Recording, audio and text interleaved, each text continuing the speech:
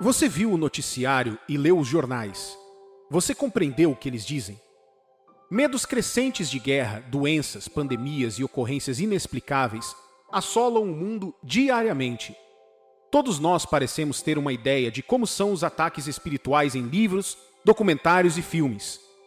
Todo mundo tem uma imagem gráfica de como um ataque espiritual deve ocorrer. No entanto, essas ocorrências, na realidade, são bem diferentes e não tão dramáticas quanto os filmes e livros fazem parecer. De fato, muitas vezes as pessoas passam por ataques espirituais e não há manifestação física disso, apenas acontecimentos sorrateiros no dia a dia. No ano de 2020, o mundo inteiro foi posto de joelhos pelo vírus, e enquanto todos se voltaram para a medicina e a ciência em busca de uma explicação e solução, os sábios, como você e eu, que conhecemos as implicações dessa praga, voltaram-se para Deus. Muitas das soluções trazidas pelos homens falharam e continuam falhando, porque assim como os ignorantes de outrora, eles foram buscar a solução em seu conhecimento. Você deve entender claramente a origem de um problema para poder oferecer soluções para ele. Muitas pessoas ainda estão alheias ou negam abertamente o fato de que guerras, doenças, pandemias e o colapso da estrutura econômica global são uma representação física dos ataques lançados ao mundo pelo diabo e seus agentes. Como eu sei disso? Na jornada dos israelitas para a Terra Prometida, eles chegaram a uma cidade forte chamada Jericó. Esta cidade era murada e fortificada e indestrutível para qualquer exército. Mas eles perceberam que essa batalha estava além deles e se voltaram para Deus. A Bíblia registra no livro de Josué, capítulo 6, versículo 20. Gritou, pois, o povo, e os sacerdotes tocaram as trombetas. Tendo ouvido o povo o sonido da trombeta e levantado grande grito, ruíram as muralhas, e o povo subiu à cidade, cada qual em frente de si, e a tomaram. A batalha de Jericó foi travada no reino espiritual. Ouça-me, filho de Deus, qualquer ataque que tenha se representado na forma física é resultado de algo feito no reino espiritual para atingir esse aspecto de sua vida. O reino espiritual é superior ao reino físico na sequência de eventos. Assim como você ora por um resultado que não viu, da mesma forma que as guerras são travadas no reino espiritual e travadas na realidade física. Portanto, como cristãos, enquanto o resto do mundo continua procurando respostas e explicações para os desafios econômicos, de segurança, ambientais e de saúde, e as guerras que o assolam, devemos conhecer esses dois fatos. 1. Uma batalha é travada primeiro no reino espiritual. Como falamos anteriormente na história de Jericó, e como a guerra foi travada, vencida e perdida no reino espiritual, na Bíblia, os reis de Israel foram buscar o resultado das guerras com profetas e líderes espirituais antes de partirem para a guerra. Eles podiam ver o fim de uma batalha que ainda não havia sido travada. Todos os ataques ao mundo começaram primeiro no reino do Espírito.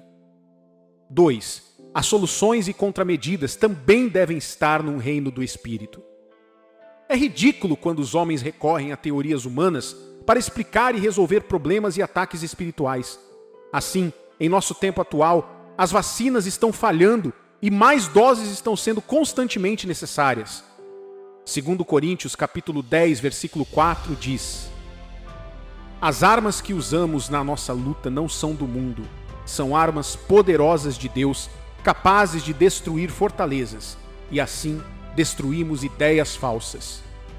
Se estamos lutando contra as forças espirituais, precisamos resistir a elas também no reino espiritual.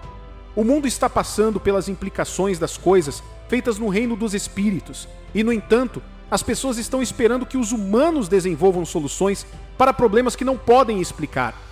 A passagem bíblica que acabamos de ler em Coríntios afirma claramente que nossas armas não são da carne.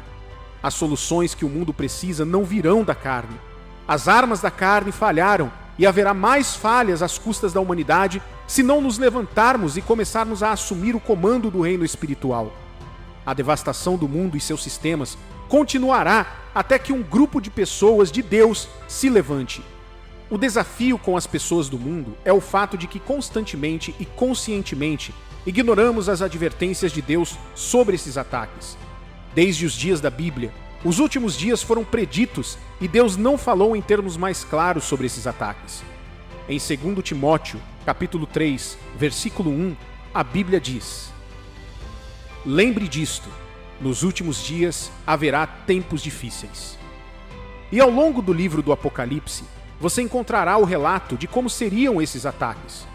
Quando você compara esses avisos, sinais e atuais ocorrências inexplicáveis, você concorda que o mundo precisa de antídotos e defesas espirituais para essas doenças e ataques que enfrenta em todo o mundo. Ouça-me, filho de Deus, o mundo está passando pela devastação que o arruinará, a não ser que um grupo de pessoas de fé decida se levantar. Concordamos que esses ataques são espirituais. Também concordamos que nossas contramedidas devem ser espirituais, mas todo esse conhecimento será desperdiçado a menos que um grupo de pessoas de fé decida se levantar e se posicionar no lugar da reconfiguração espiritual do mundo. É hora de lutar. Sim, é hora de lutar. A coisa mais assustadora da vida é o medo do desconhecido. O que você não conhece vai te assustar na maioria das vezes. A razão pela qual um quarto escuro se torna assustador é que você não sabe o que está dentro dessa escuridão. Imediatamente você procura iluminar aquela sala. Todo o seu medo se dissipará, até que você decida usar a única arma disponível nessa batalha com a escuridão e seus medos. Você continuará a ter medo do escuro. Se não acender a luz, você perderá a batalha contra a escuridão e sairá correndo do quarto com medo. Você vence a escuridão através da luz. A resistência contra os ataques do mundo só será possível com uma ofensiva agressiva de luz. A escuridão está sobre a face da terra e a luz é necessária. Ouça-me, filho de Deus, esta geração não é peculiar para ataques. Não somos os primeiros habitantes da terra e não somos os primeiros a sofrer tantos ataques. Mas uma coisa que é peculiar a cada vez que o mundo enfrenta essas trevas e ataques é que as pessoas se levantaram e lutaram nos reinos espirituais, e muitos avivamentos nasceram das premissas de tais levantes. O que precisamos fazer ao nos levantarmos contra essas forças? Apenas um exército medíocre entra em uma batalha sem estratégias. Existem diretrizes para o nascimento do avivamento. Uma delas é que devemos ser humildes e nos voltarmos para Deus. 2 Crônicas, capítulo 7, versículo 14, diz: "Se o meu povo, que se chama pelo meu nome, se humilhar e orar e me buscar e se converter dos seus maus caminhos, então eu ouvirei dos céus, perdoarei os seus pecados e sararei a sua terra." Humildade para voltar a Deus como uma geração e dizer: já causamos danos suficientes por conta própria, nos ajude, é necessária para erguermos o estandarte de Deus contra os inimigos. O mundo continuará enfrentando essas batalhas até que percebamos nossas inadequações e nossa necessidade coletiva de Deus. Os filhos de Israel foram muito ajudados por Deus em sua jornada para a Terra Prometida. Mas em algum momento dessa jornada, eles perderam o foco em Deus e seguiram outros deuses. A Bíblia registra como Deus se afastou deles e Israel foi devastado por guerras, saqueado e destruído. Devemos nos livrar de todo o nosso conhecimento e armadura humana. O livro de Efésios, capítulo 6, versículo 13, diz: "Portanto, tomai toda a armadura de Deus, para que possais resistir no dia mau, e depois de terdes vencido tudo, permanecer inabaláveis."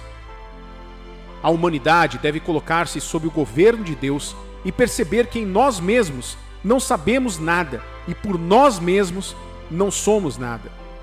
Os braços da carne falharão continuamente até chegarmos à aceitação de que precisamos de Deus para lutar por nós.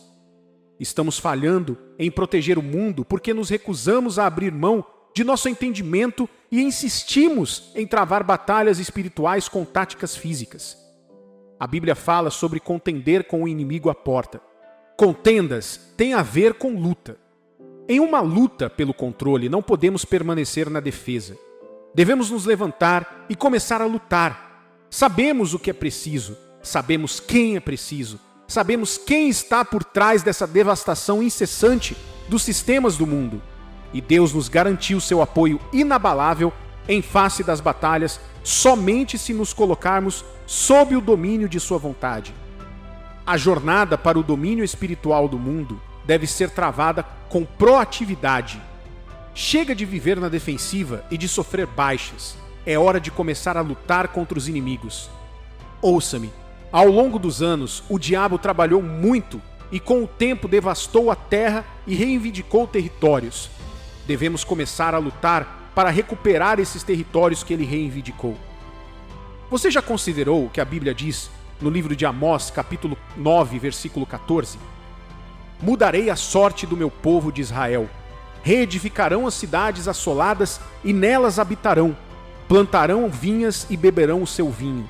Farão pomares e lhes comerão o fruto. Este chamado para o reavivamento e para levar a luta ao campo do inimigo está chegando no momento em que o mundo mais precisa.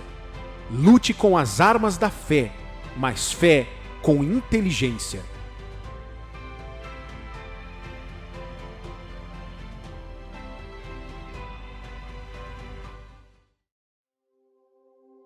Uma das correntes mais difíceis de quebrar enquanto você caminha pela vida na direção do propósito de Deus para você é a corrente do auto-perdão.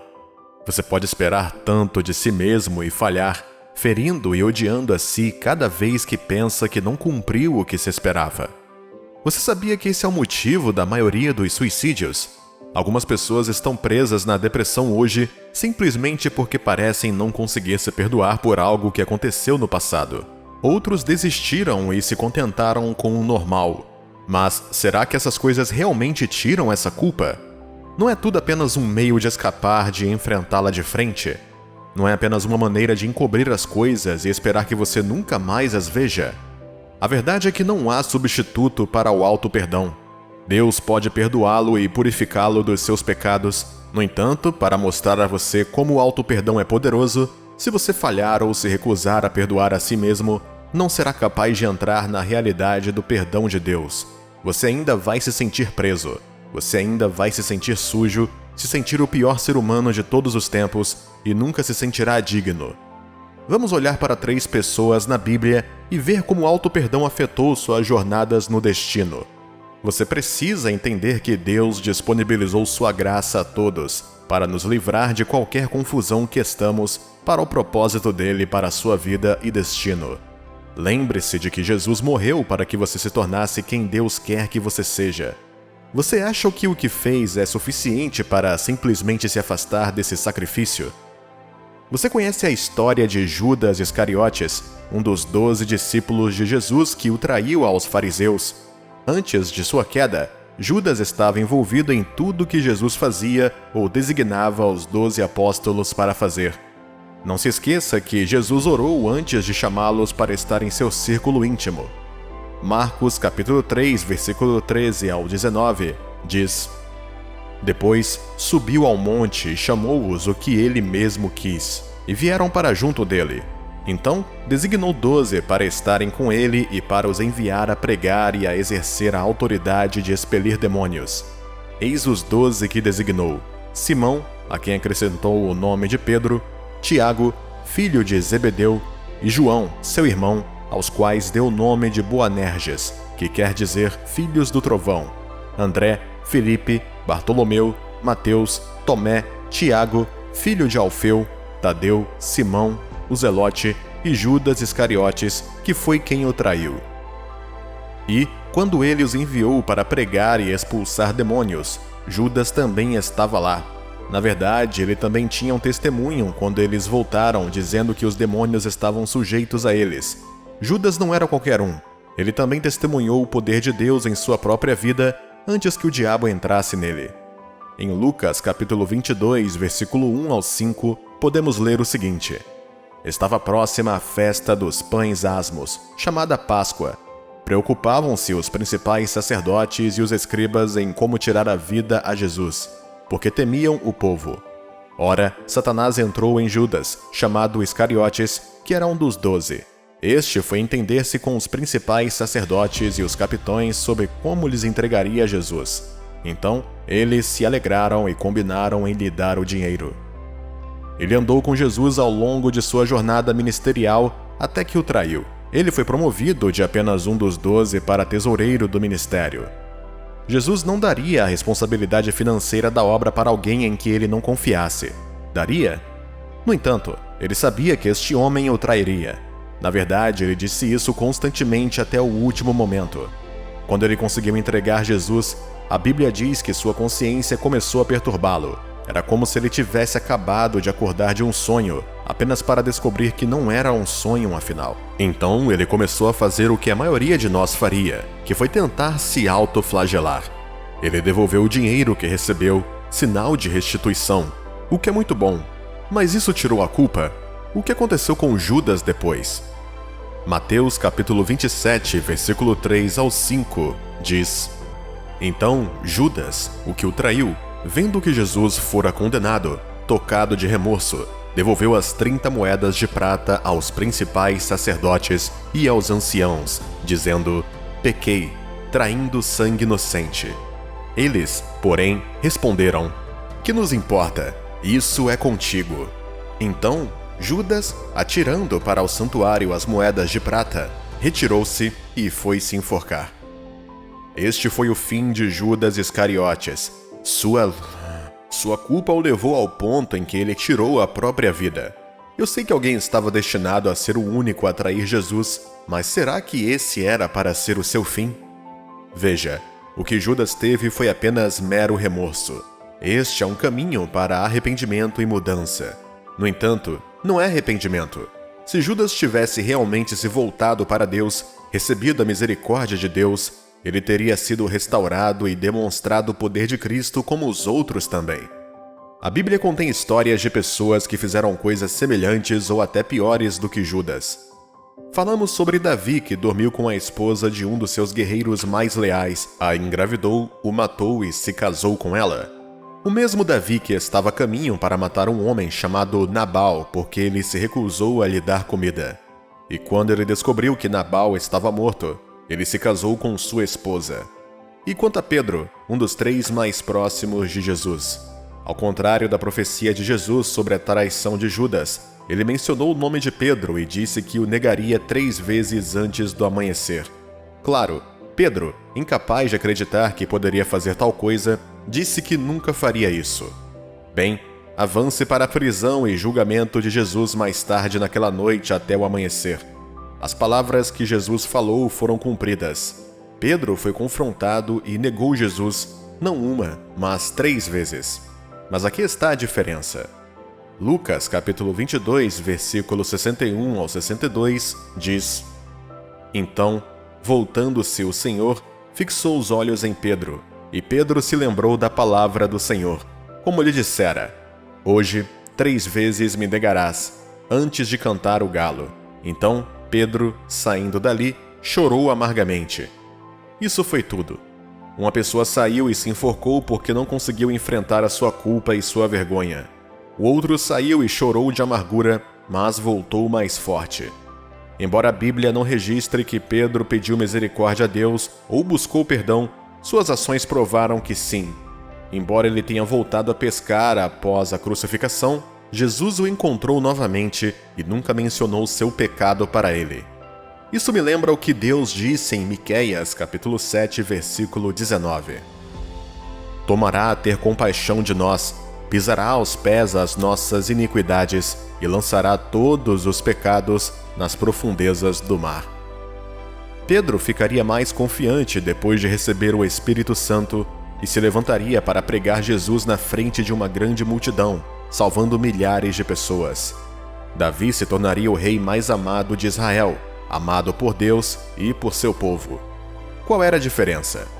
Uma pessoa que não poderia deixar de se voltar para Deus em busca de perdão. Judas nunca imaginou que poderia ser perdoado por ter participado da morte do Filho de Deus. Então, ele criou um espaço em sua mente para o diabo ocupar e Satanás disse a ele: Bom, você está perdido. Como você vai enfrentar todo mundo? Como você vai viver? Você será lembrado para sempre na história como o homem que vendeu seu mestre. Você vendeu a Deus. Você espera que ele o perdoe? A morte é inevitável para você, meu amigo.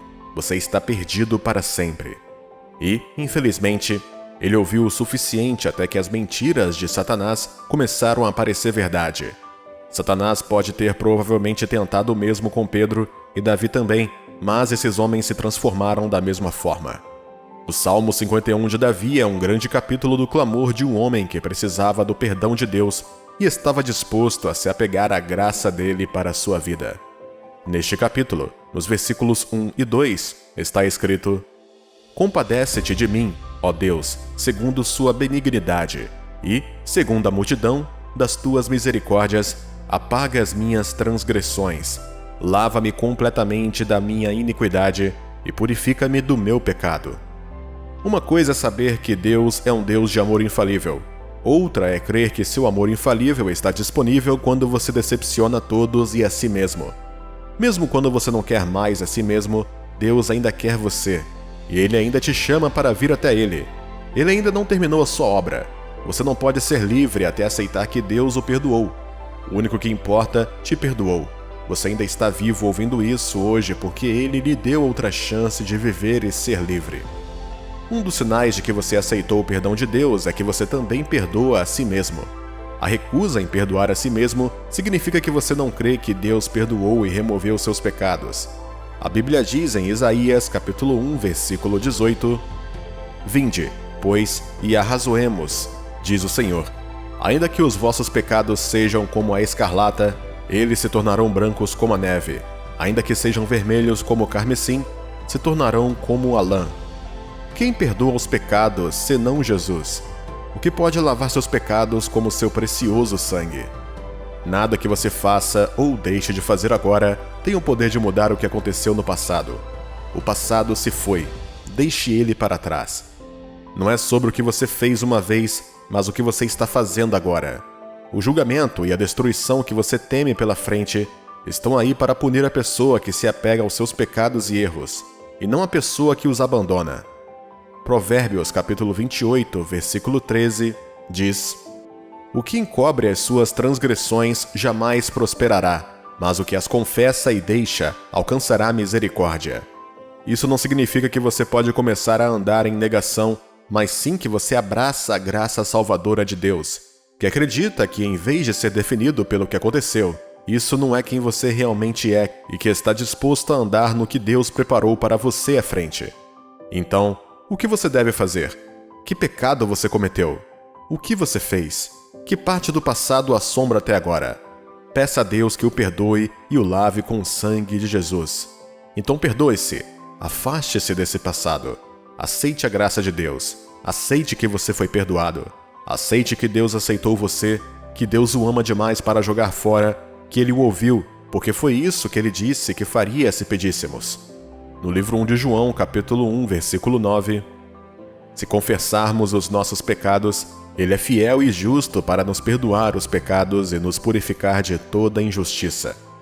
Deus não volta atrás em sua palavra. É sua responsabilidade crer e andar nela. Esta é a chave para cumprir o propósito de Deus. O que aconteceu com você ontem não determina seu destino. Se você pode aceitar o perdão de Deus hoje, perdoe a si mesmo. Sendo assim, você ainda pode. Ainda há espaço para você no propósito de Deus. Um cachorro vivo é melhor que um leão morto. As histórias de homens que foram usados na terra não são histórias de homens poderosos, mas de homens fracos que Deus tomou e fortaleceu, independente do seu passado. É hora de você também se levantar. Tome seu lugar no propósito de Deus. Não lamba suas feridas. Entregue sua vida a Deus e deixe-o curá-lo. Levante-se e viva, filho de Deus. O melhor para sua vida está à frente de você. Sua história está longe de terminar.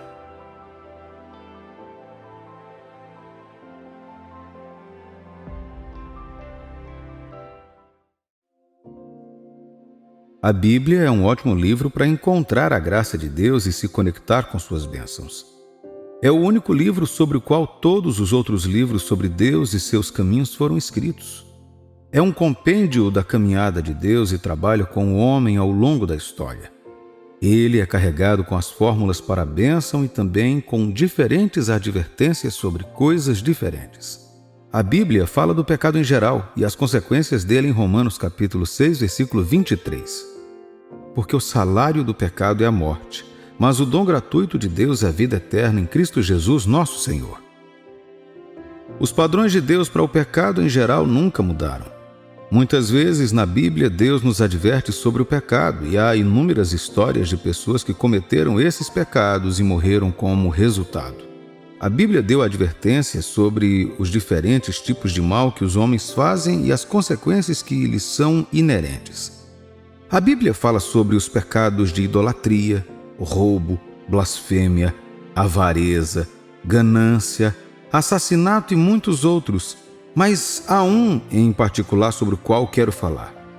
Na Bíblia, os pecados de adultério e fornicação foram explicitamente tratados por Jesus e pelos profetas em muitas ocasiões.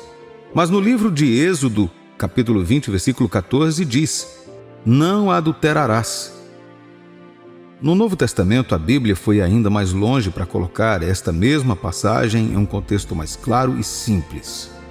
No livro de Mateus capítulo 5, versículos 27 e 28, a Bíblia diz: "Ouvistes o que foi dito, não adulterarás.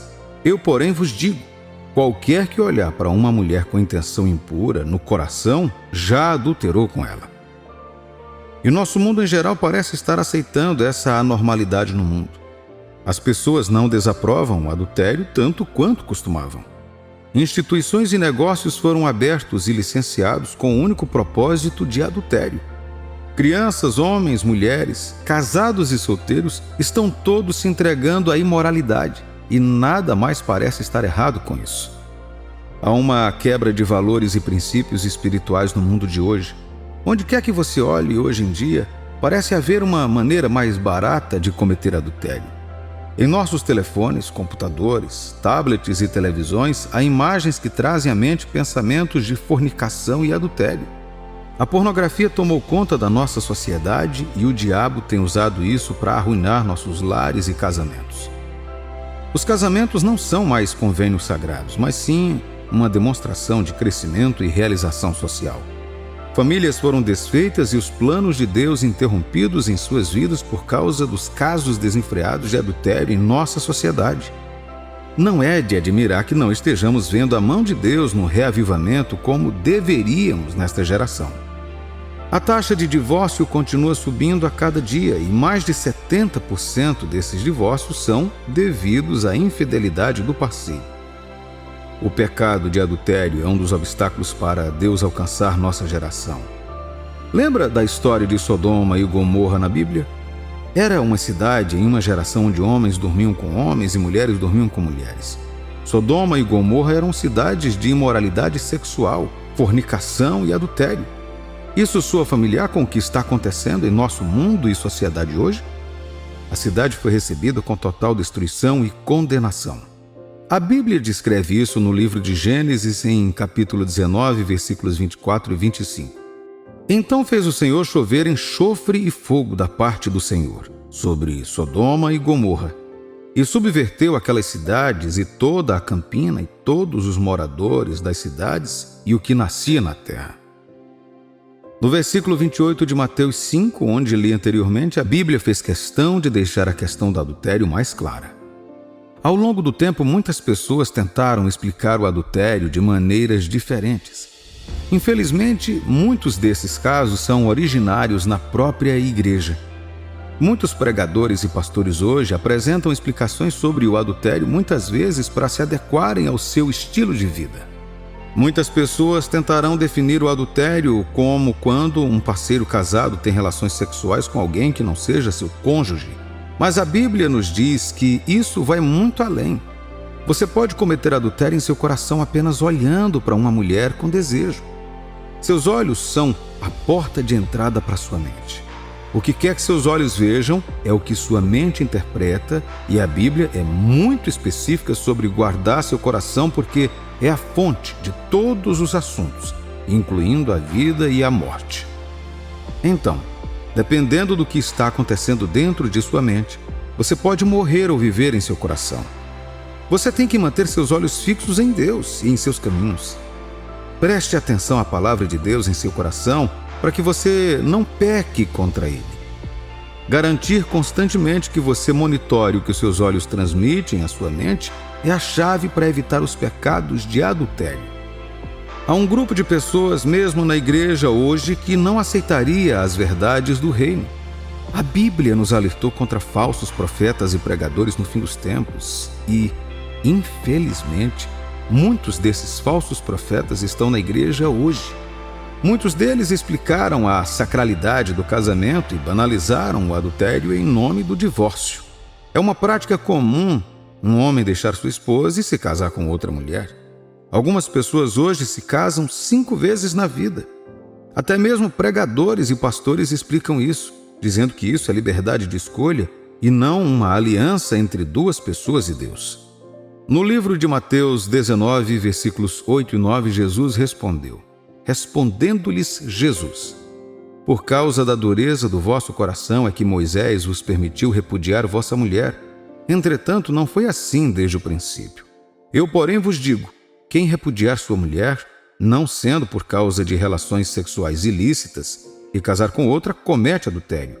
E o que casar com a repudiada, comete adultério. Todos os dias pessoas se divorciam por causa do desejo por outra pessoa enquanto estão casadas com seus parceiros. Pastores deixaram suas esposas e membros casados em suas igrejas, e essas visões e anormalidades se tornaram uma tradição no mundo de hoje.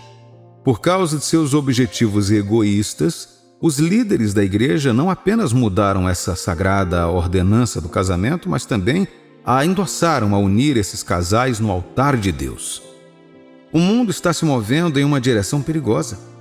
O que conhecíamos como padrão de vida quase não existe mais.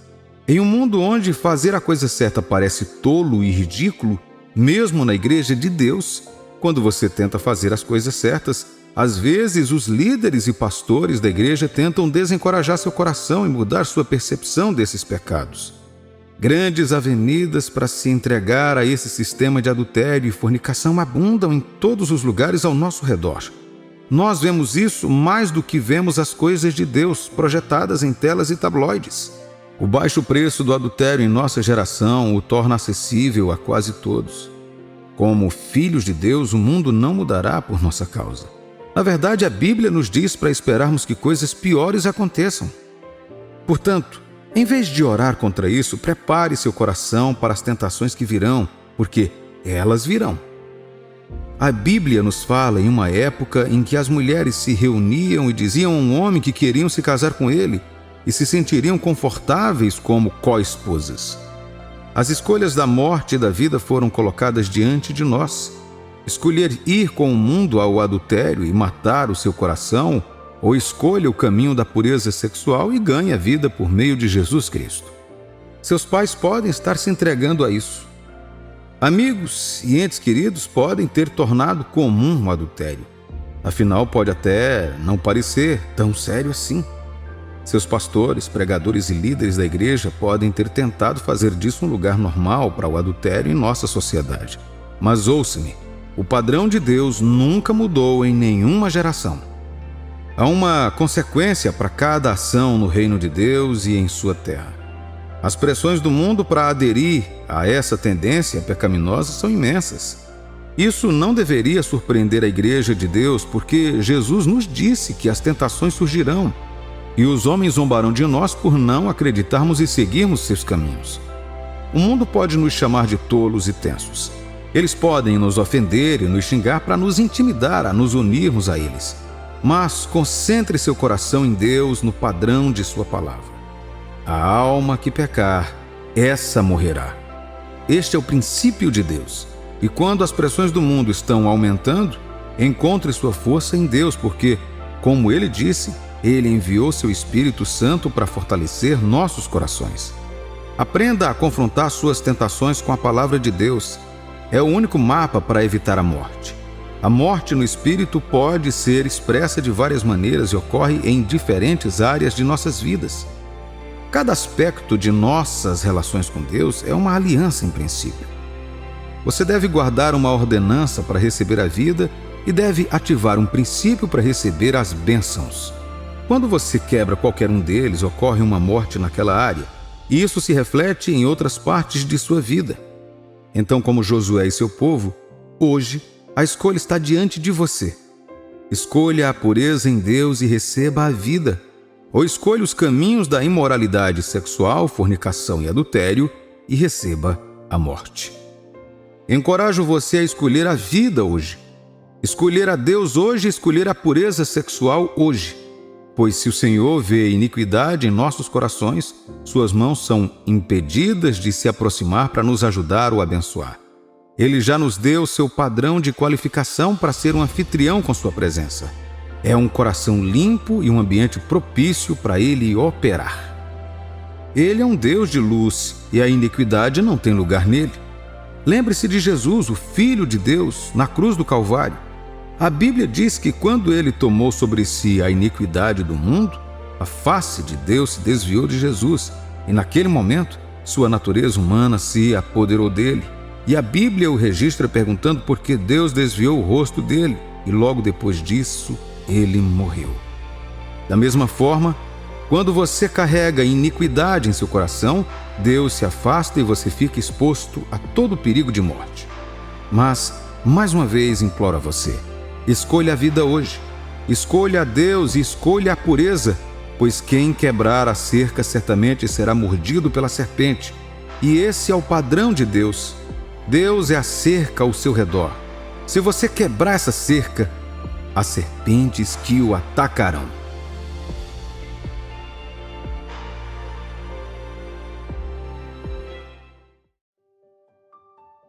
Uma das melhores coisas que você pode fazer por si mesmo de vez em quando é sentar e avaliar a sua jornada na vida.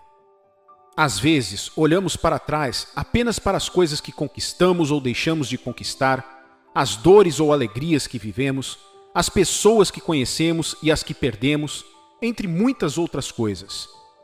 Mas há uma área que parece negligenciada com muita frequência: a saúde de nosso relacionamento com o Espírito Santo e como isso, em si, molda os resultados de nossa vida. Posso dar diferentes citações para destacar a importância do Espírito Santo na vida do cristão.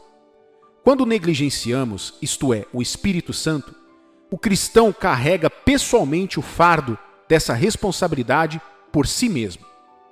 Por exemplo, ele é o guia do cristão. Uma das coisas que Jesus disse que o Espírito faria na vida dos cristãos é nos guiar em toda a verdade. João, capítulo 16, versículo 13 diz: Quando vier, porém, o Espírito da verdade, ele vos guiará a toda a verdade, porque não falará por si mesmo, mas dirá tudo o que tiver ouvido e vos anunciará as coisas que hão de vir. Você consegue se imaginar dirigindo em um novo ambiente sem alguém para guiá-lo ou um GPS para lhe dizer onde você está e para onde está indo? O resultado é que você vai se perder.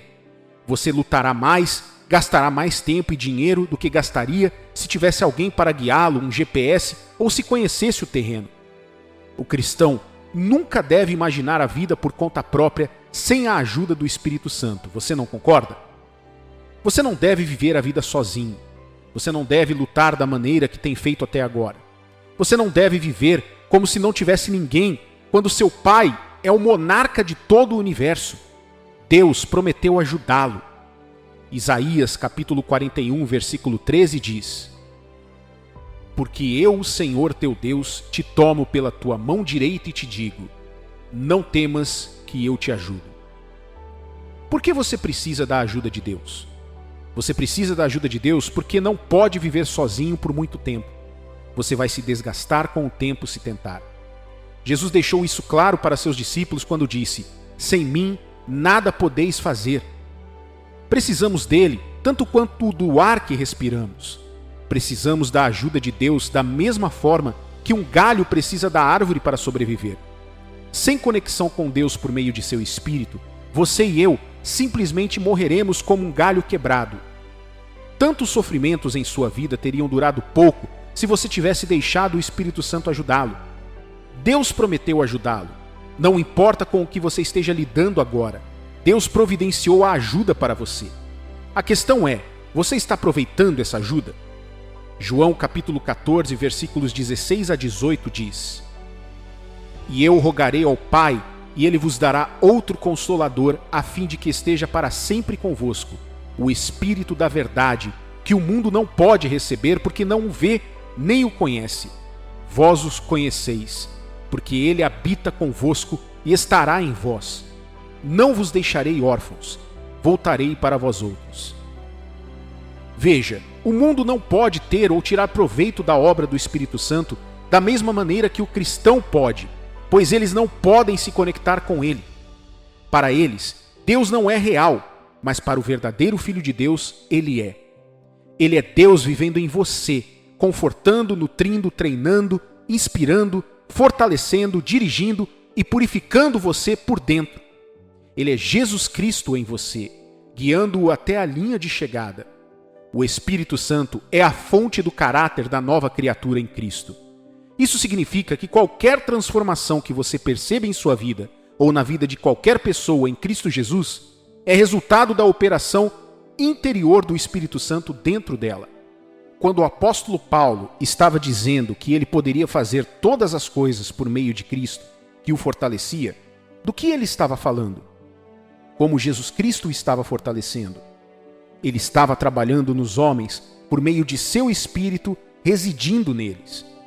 Então, enquanto ele viveu dentro de nós, estávamos conectados a Jesus e podemos receber tudo dele. Você precisa da ajuda do Espírito Santo para sobreviver à vida e sair vitorioso no final. Pare de lutar e deixe o Espírito Santo ajudá-lo.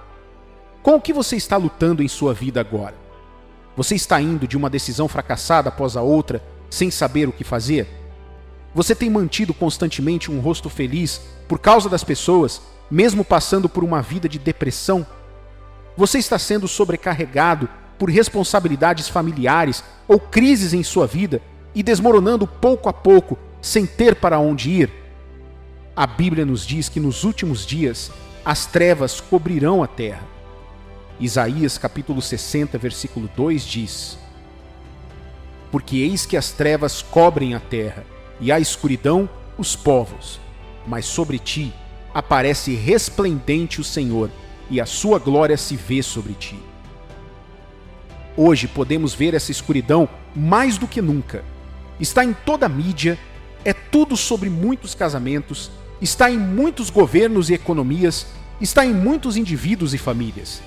A escuridão neste contexto é qualquer coisa contrária à luz e contrária a Deus. Portanto, quando a Bíblia diz que cobrirá a terra, está nos dizendo que veremos muitas manifestações em diferentes formas.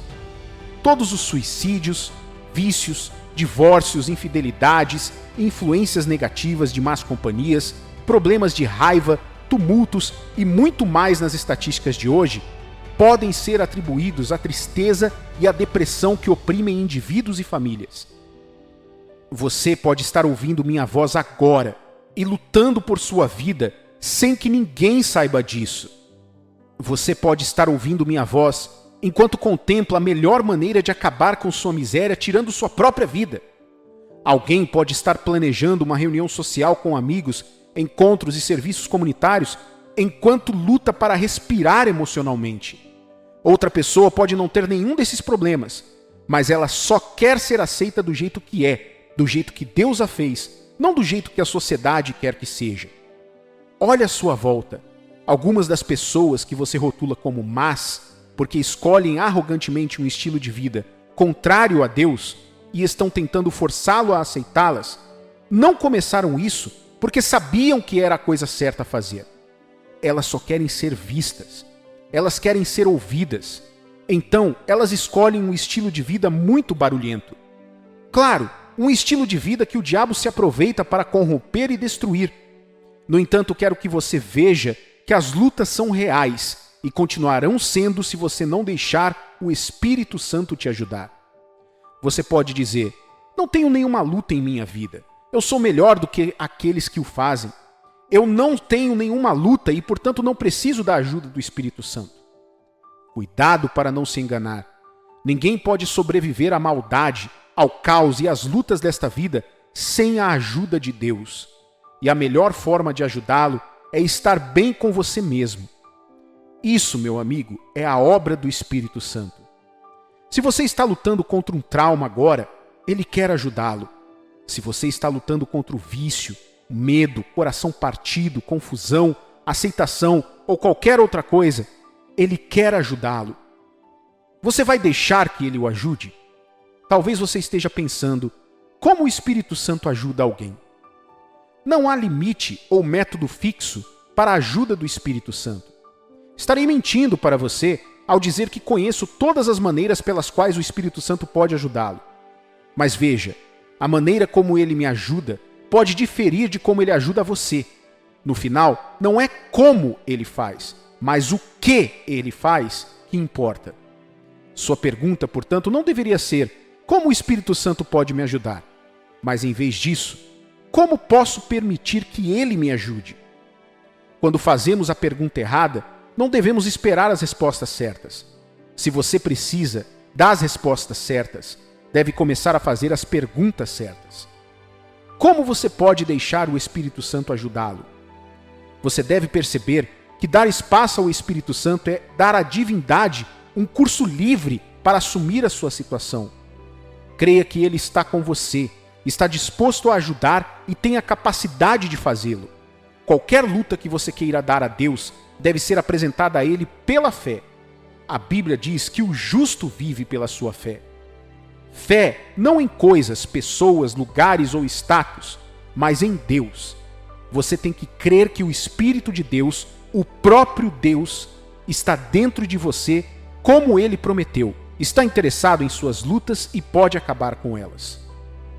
Eu me lembro de falar sobre uma senhora que não conhecia Deus e estava interessada na segurança de sua produção agrícola. Ela me contou como todos os seus esforços para manter os ladrões afastados estavam falhando. Então perguntei, você entregou isso a Deus em oração? A resposta dela foi, Deus está interessado nesse tipo de coisa? Tive que sentar com ela e mostrar que Deus se interessa pelos mínimos detalhes de nossas vidas, porque Ele é nosso Pai e nos ama muito. Essa foi a última vez que ela reclamou sobre este problema. Acho que nunca mais roubaram a fazenda dela. Querido cristão, você deve saber que Ele quer remover suas lutas e lhe dar paz. Ele quer ajudá-lo a aliviar seu peso. Ele quer que você saiba que às vezes o que você precisa não é alívio do fardo, mas força para suportá-lo, e é isso que Ele lhe dá. Você tem que crer. Creia que Ele está aí com você e quer te ajudar. Hebreus capítulo 11, versículo 6 diz: De fato, sem fé é impossível agradar a Deus, porquanto é necessário que aquele que se aproxima de Deus creia que Ele existe e que se torna galardoador dos que o buscam. Transfira suas lutas para Ele no lugar da oração. Depois de resolver a questão da fé, a próxima coisa a fazer para dar o controle livre ao Espírito Santo é submeter suas lutas a Ele em espírito de oração. Por meio da oração, nós o convidamos para a nossa situação. Por meio da oração dizemos, Deus, isso não está mais em minhas mãos, mas nas suas. Você já se perguntou por que Satanás quer impedir que você e eu oremos tanto? Ele faz tudo ao seu alcance para mantê-lo distraído, para que você não ore. Veja, ele sabe que quando você ora, ele não tem mais com quem lidar. Agora, ele tem que lidar com Deus e com seus anjos também. Nunca se preocupe sobre um assunto que você entregou a Deus e nunca reclame sobre um assunto sobre o qual você nunca conversou com Ele. Filipenses capítulo 4, versículo 6 diz: Não andeis ansiosos de coisa alguma. Em tudo, porém, sejam conhecidas diante de Deus as vossas petições, pela oração e pela súplica, com ações de graça. Aprenda a arte de esperar em Deus. Depois de crer e se submeter a Ele em orações sobre sua luta, o próximo passo é aprender a esperar nele. Uma das coisas mais difíceis de fazer é esperar em Deus. Podemos mais facilmente esperar por uma vaga para estacionar nossos carros, uma planta crescer e um bebê nascer, do que esperar em Deus. Porém, esperar é prova de fé em Deus.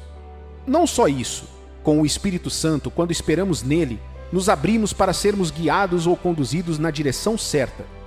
Você pode fazer um jejum de comida ou entretenimento ou qualquer forma de distração. Isso ajuda a enfraquecer seus sentidos físicos e a fortalecer sua conexão espiritual com o Espírito de Deus. O jejum ajuda você a ouvir ou receber do Espírito Santo mais rapidamente. O jejum também ajuda você a obter clareza na vontade de Deus, recebendo tanto o senso de direção quanto a força para obedecer quando as instruções vêm de cima. Muitas vezes confiamos mais em um terapeuta do que no Espírito Santo. No entanto, se você e eu pudermos começar a dar a Ele tanto tempo em oração e na palavra, jejuando, meditando, não permitindo que nossas emoções nos conduzam, teremos menos erros e mais testemunhos. Jó capítulo 14, versículo 14 diz: Morrendo o homem, porventura tornará a viver? Todos os dias da minha luta esperaria até que eu fosse substituído. Por último, substitua suas preocupações por louvores. Esta é uma das maneiras mais subestimadas de permitir que o Espírito Santo o ajude. A história de Paulo e Silas na prisão e dos israelitas contra os 3 reinos que se levantaram contra eles é a prova de que quando você resolve louvar a Deus em meio às suas lutas, você automaticamente o introduz na situação e você se levanta acima delas. Já vi pessoas saírem de condições desfavoráveis e situações impossíveis com o poder do louvor. Membros de uma família tiraram seu irmão doente do leito enquanto louvavam a Deus por seu corpo fraco. Pessoas tiveram suas contas pagas depois de se trancarem a sós com Deus, só louvando a Ele. O louvor é terapêutico. Ele tem um jeito de encher seu coração de alegria e paz na confiança, sabendo que Deus está no controle. Você sabe por que isso funciona em vez de murmurar e reclamar? Porque quando você louva, você anuncia a grandeza de Deus de suas obras. Ao declarar a grandeza daquele que está dentro de você, a alegria dele encherá seu coração e começará a trazer força. Ele tira sua atenção do problema e a coloca sobre si mesmo. E você sabe, quando Deus assume o seu problema, as mudanças acontecem. Ele pode tocar o coração de qualquer pessoa por sua causa. O Espírito de Deus pode alcançar qualquer pessoa e mudar qualquer situação a seu favor. Agora, o que você tem que fazer? Entregue sua vida a Ele. Você já lutou o suficiente. É hora de permitir que o Espírito de Deus lhe mostre a próxima coisa a fazer ao dar um passo para trás e vê-lo mudar as coisas para o seu bem.